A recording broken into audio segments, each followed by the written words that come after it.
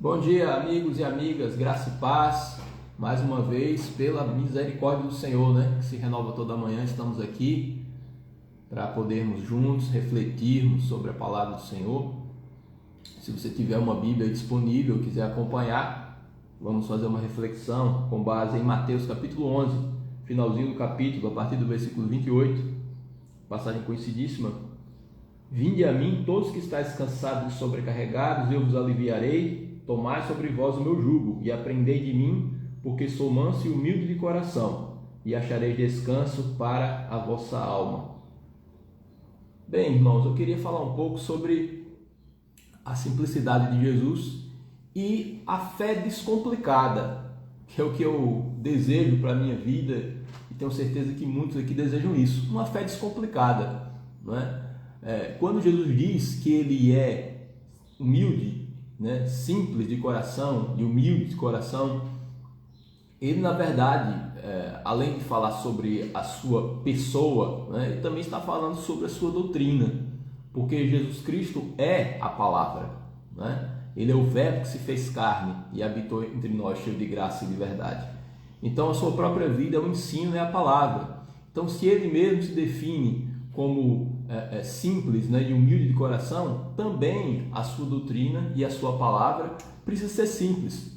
Eu, em particular, não acredito em um evangelho que nos leva à complexidade, que nos leva a dificuldades, inclusive de sua prática, O que o Senhor nos ensina nos evangelhos, a sua palavra revelada, pode, na verdade, tomar várias vertentes de estudo, existe todo um campo teológico, que pode ser explorado, sem dúvida, mas na realidade a mensagem básica de Jesus Cristo, o seu propósito para a minha vida, para a sua vida, é simples, não tem maiores complicadores, assim nós cremos, porque a fé ela deve ser acessível a todas as pessoas, Jesus Cristo no seu tempo ele teve que lidar com pessoas que boa parte delas não tinha a cultura e conhecimento para ter que se debruçar sobre uma doutrina cheia de complexidades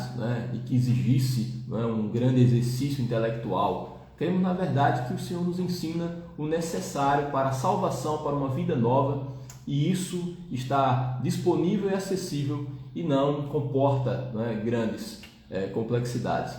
Nós vamos falar um pouco sobre isso aqui, e os evangelhos e o Novo Testamento fala de uma fé que salva de uma maneira também muito simples e direta, sem muito rodeios.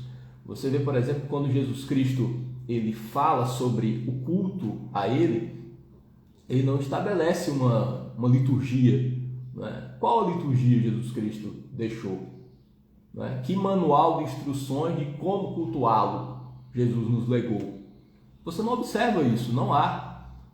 Quando Jesus ele fala sobre a reunião das pessoas, daqueles que creem e o buscam, ele fala que o quórum mínimo é de 2 ou 3 pessoas. Onde 2 ou 3 estiverem reunidos em meu nome, eu estarei ali.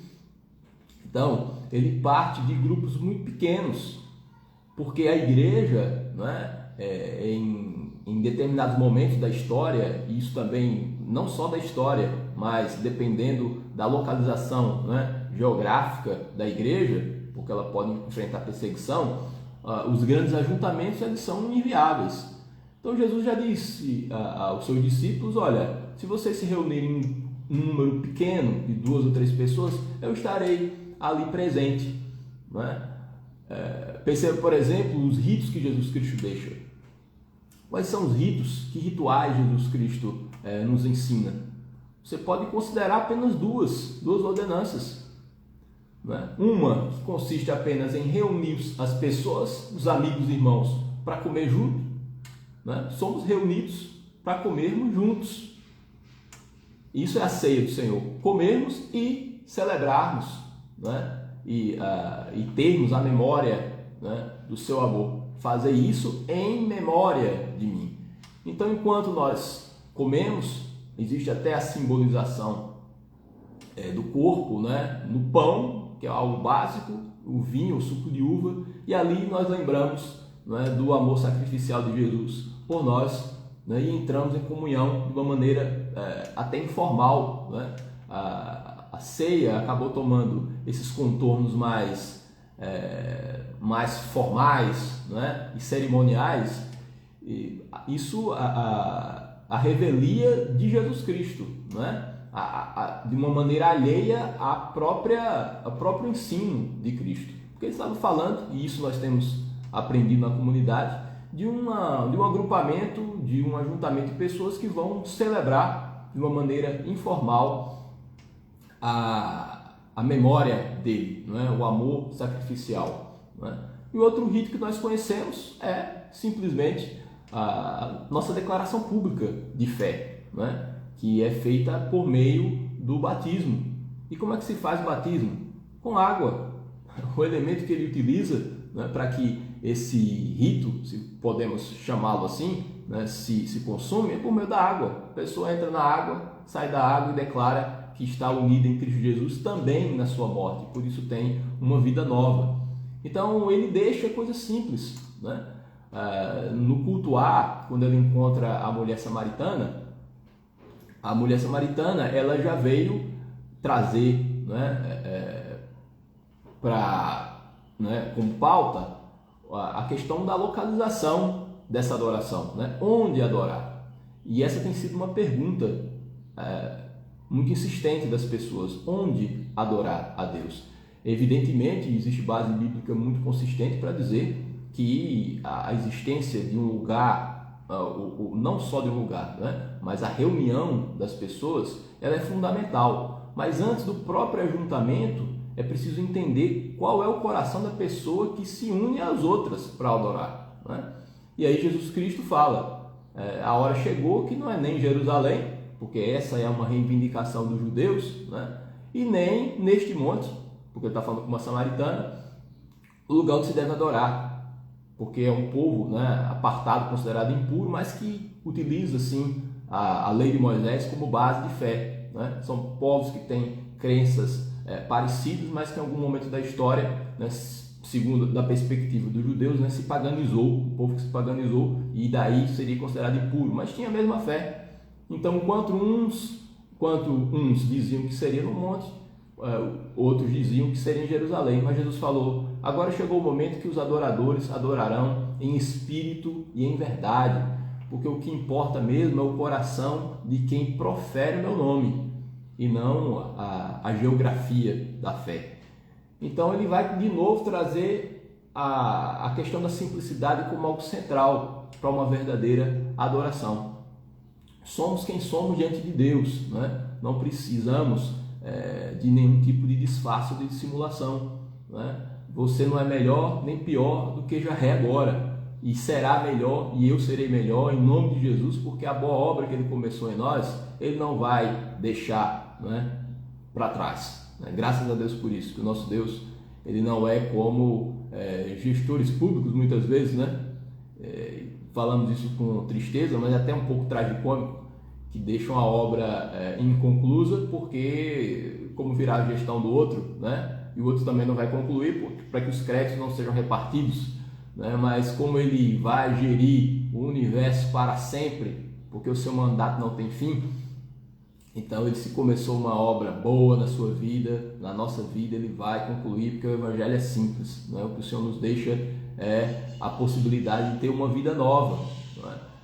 E aí, quando nós oferecemos como dificuldade para segui-lo, porque nós somos falhos, porque nós somos finitos, porque estamos sujeitos, né, a escorregões, ele também diz que nos deixou o Espírito Santo, né? Graças a Deus que o Espírito Santo vai também descomplicar, não é, a questão da nossa fraqueza natural, desse nosso corpo que ainda não é redimido, não é? O nosso caráter é mudado, o nosso coração é transformado, o nosso caráter, mas a questão corporal também nos torna vulneráveis.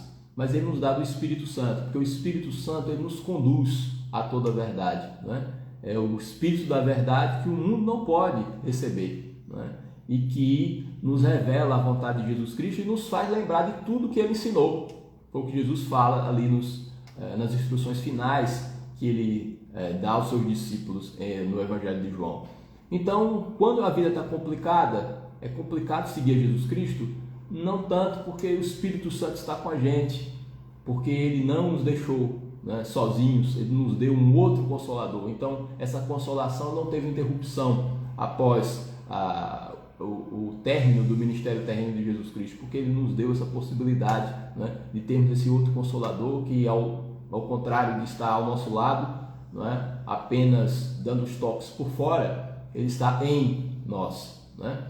E aquele que é guiado pelo Espírito Santo vai fazer a vontade de Deus, se nos permitirmos, né, sermos guiados por essa voz. Então, o Espírito de Deus, né, e o ensino de Jesus Cristo nos conduz realmente a uma simplicidade, né, a uma fé descomplicada.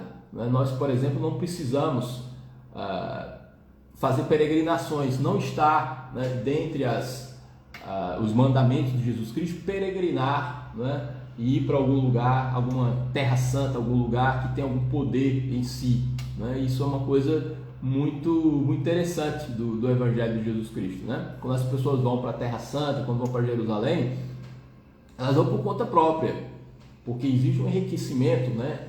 Um enriquecimento cultural ali, né? Porque tem um valor arqueológico. Você vai no Santo Sepulcro, conhece a Basílica da Natividade, onde supostamente Jesus Cristo teria nascido, o Jardim do Getsemane, talvez o lugar onde Jesus proferiu o Sermão do Monte, né?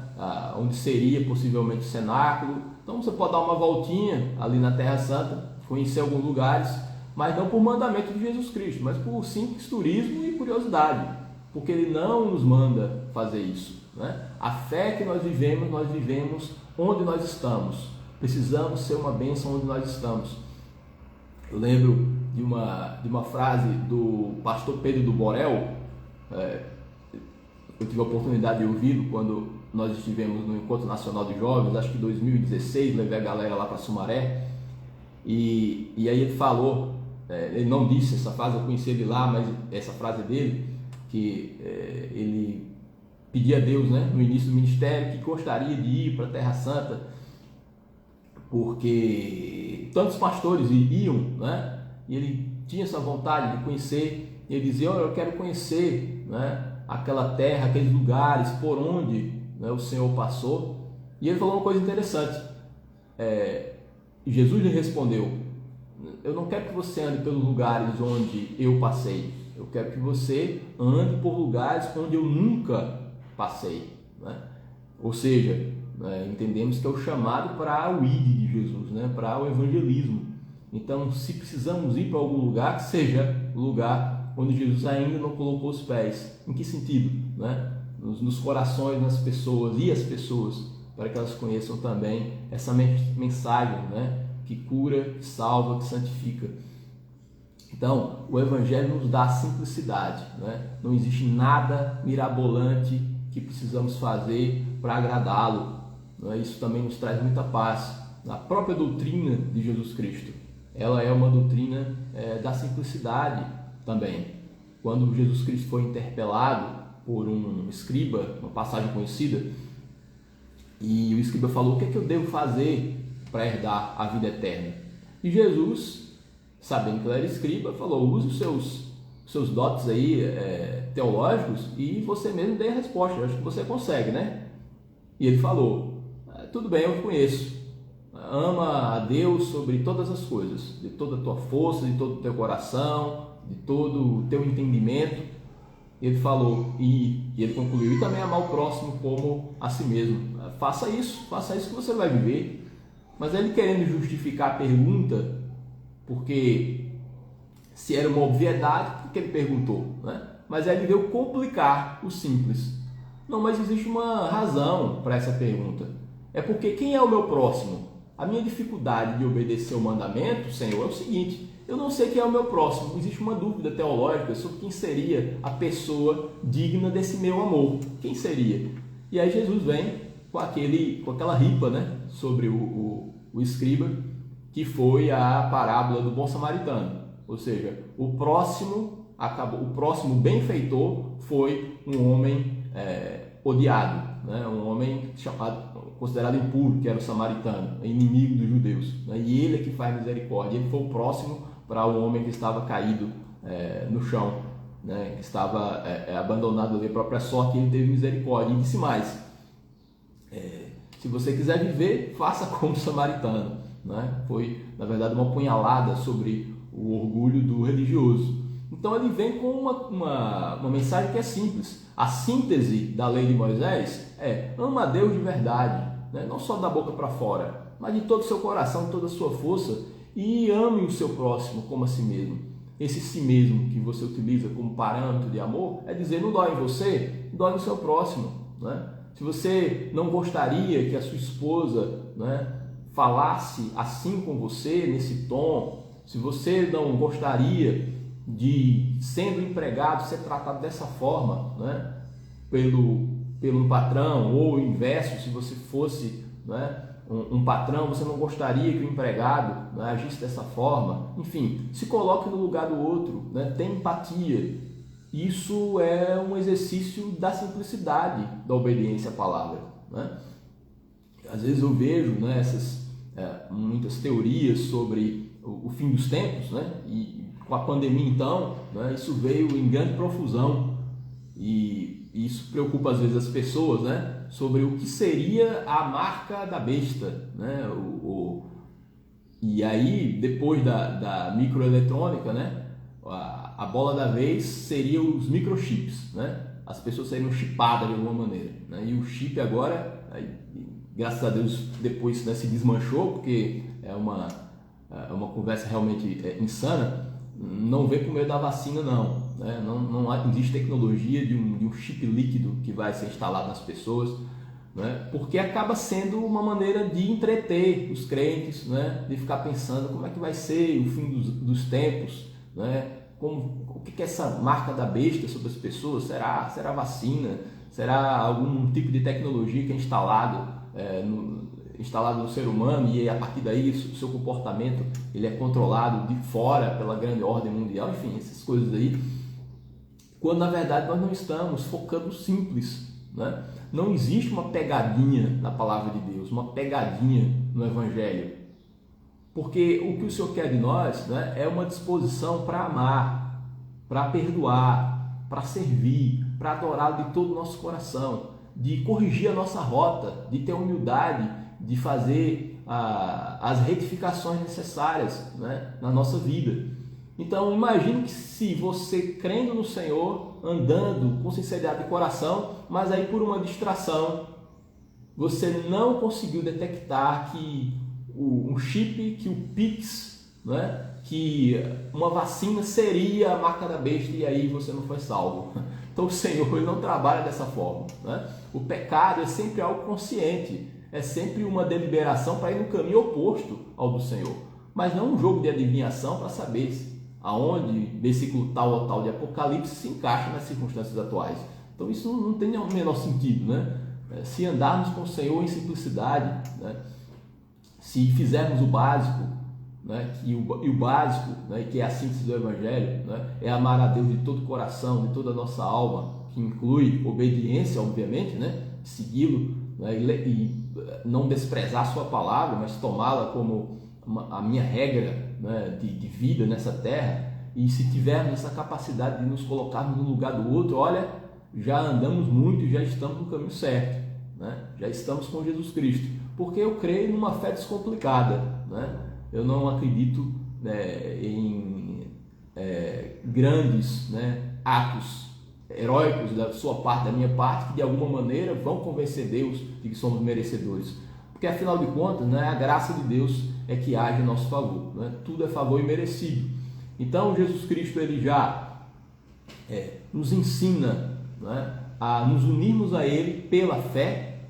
E fé é uma coisa que não precisa de nenhuma qualificação. Tanto pode, né, a pessoa não alfabetizada como a pessoa mais erudita que existe crer, né? Mas ao mesmo tempo é difícil essa confiança, porque também fere o nosso orgulho e essa nossa pretensão de que no final das contas, né, seremos avaliados pela nossa própria justiça, e não é isso, né? Não é isso. Pela graça sois salvos mediante a fé, e isso não vem de vós, é dom de Deus. E ele complementa, Paulo, não de obras, para que ninguém se glorie. O que significa dizer que a obra humana, ela tendencialmente gera arrogância, gera glória humana. E é exatamente por isso que nós somos salvos pela graça. Porque o Senhor nos deu um banquete gratuito, né, do qual nós podemos desfrutar, né, também gratuitamente, sem pagar ingresso. Porque Jesus Cristo pagou o preço, né, pela minha vida, pela sua vida, e Ele nos chama à comunhão com Ele. O Evangelho é simples, a mensagem é simples. Nós queremos complicar, não é? A religião muitas vezes quer complicar as coisas, porque quando se complica, você também cria uma espécie de valorização, não é? Da figura do sacerdote, do líder religioso, da pessoa que está à frente. É como se dissesse, olha, existem alguns mistérios e existem chaves espirituais que só eu sei. Então, fica aí, vai seguindo, vai ouvindo, e aos poucos eu vou liberando essa essência para você, tá? Então, é uma maneira de deixar as pessoas cativas, né? Depois de uma longa campanha, se você fizer isso e aquilo, aí sim Deus vai te abençoar. Mas eu tenho as instruções, eu tenho a chave que abre essa porta espiritual, né? Fique aguardando, né? Fica na sua, que aos poucos eu vou lançando para você em doses homeopáticas essas dicas, né? Então é uma valorização muito mais da religião e dos religiosos do que do Evangelho de Jesus Cristo, né? Jesus Cristo já abria, já escancarava, né, as portas da graça de uma vez. Então sempre foi assim com ele. E para ser salvo, o que nós precisamos? Também algo simples. Paulo fala que se creres com o coração que Jesus Cristo ressuscitou dentre os mortos e com a tua boca confessares Jesus como Senhor, será salvo. É o que ele fala. Lá quando ele encontrou o carcereiro, coitado, que já ia cometer suicídio porque os apóstolos já tinham saído da prisão, né, por operação divina que os libertou daquela situação ali de prisão, e aí ele, percebendo que seria punido, né, pelo Império Romano, já ia na verdade cometer suicídio, e os discípulos falaram, não façam isso, não façam isso contra você. Depois que ele se acalmou, o próprio carcereiro falou, o que eu tenho que fazer para ser salvo, hein? Porque eu vi aqui uma coisa sobrenatural, Deus deve estar com vocês. E aí Paulo responde, crê no Senhor Jesus Cristo e será salvo, tu e a tua casa. Então foi isso. Você quer ser salvo? Então crê em Jesus Cristo. E aí a partir daí ele também desenvolveu, né, o plano de Deus. Claro que ele pregou, né, mas o ponto-chave é crer no Senhor Jesus Cristo. Também está escrito no Evangelho de João, quem crê em Jesus tem a vida eterna. Quem crê em Jesus tem a vida eterna. Agora, o que se mantém rebelde contra o Filho, né, não verá a vida. Também tem isso. Mas crê no Senhor Jesus Cristo. Você será salvo, a sua casa será salva. Mas, afinal de contas, o que é esse crer? Tem que ser algo complexo. Porque, na realidade, crer de verdade envolve, evidentemente, obediência, envolve observância dos mandamentos do Senhor, né? Então, não há dificuldade nisso. Então, não crer só a partir da existência, né, da constatação da existência de Jesus, não é porque ele viveu e morreu e cremos nisso que é suficiente, mas um crer como entrega completa diante dele, né? Então um crer que envolve, né, um comprometimento com a figura de Jesus Cristo, com a palavra de Deus, né? E isso é o que vai nos transformar e está nos transformando, né? Eu creio numa fé descomplicada, né? Eu creio que o Senhor, porque ele é simples e humilde de coração, e não nos deixou algo complexo, né? Ele nos deixou algo simples. Muitas vezes as complicações que nós criamos, na verdade, é uma maneira de nos manter ocupados, porque não estamos focados no essencial, né? O essencial é o amor, o essencial é o perdão, o essencial é a obediência simples à palavra de Deus, colocando como critério, não é, o que dói em mim, o que dói em mim, dói no outro. Essa é a síntese da lei de Moisés. Se dói em mim, dói no outro. Se é injusto para mim, é injusto para o outro. Não é? Se tivermos essa capacidade, né, que é algo tão básico, né, que é na verdade o abecedário do Evangelho, né?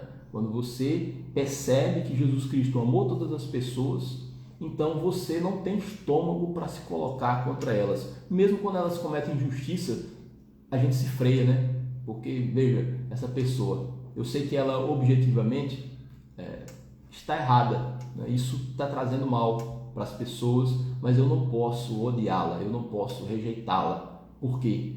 Porque Jesus Cristo a ama, né? Jesus é apaixonado por essa pessoa. O que eu faço com isso? Né? E aí somos obrigados, na verdade, a perdoar e não nos damos o direito, né, de nos colocarmos contra as pessoas, né? Nos colocamos contra a injustiça, contra as atitudes erradas, né? Evidentemente, mas as pessoas são amadas por Deus. Até o último segundo das suas vidas, elas podem sim aceitar essa graça salvadora, né? Porque eu fui alcançado, né? E esse amor de Deus não é endereçado somente para mim, né? Ele está disponível a todos os seres humanos, e eu me comprometo com essa obra, eu me comprometo com esse amor. Não é um evangelho simples, vamos descomplicar. Tudo que é necessário para a vida e a piedade já nos foi dado em Cristo Jesus, como está escrito numa das epístolas de Pedro. O Senhor já nos deu todo o necessário para a vida. A vida eterna já é uma herança para hoje, para agora, né? Então nós já podemos viver como pessoas que pertencem ao reino, porque já estamos do lado de dentro do reino de Deus. Não existe nenhum caminho a ser percorrido para que a salvação seja alcançada, porque a salvação já é um bem atual, já é um bem do qual nós podemos gozar exatamente hoje e agora. E é porque nos sentimos com essa identidade de filho de Deus é que também nossos comportamentos se externam assim como filho de Deus, porque somos de Deus e temos a certeza disso, isso somente pela sua graça é que também reagimos assim. É a simplicidade do Evangelho, que o Espírito de Deus possa trazer, não é, essa palavra como algo muito mais claro para você, porque eu só dei aqui um ensaio, né? Foi apenas uma palhinha do que o Espírito de Deus vai operar na sua vida, para que você tenha uma vida de paz, para que eu tenha uma vida cheia do amor de Deus, de uma maneira que afaste, né, esses complicadores que nós criamos e que não é da vontade de Deus, né? O Senhor nos chama ao simples, o Senhor nos chama a uma vida descomplicada na presença dEle, em nome de Jesus.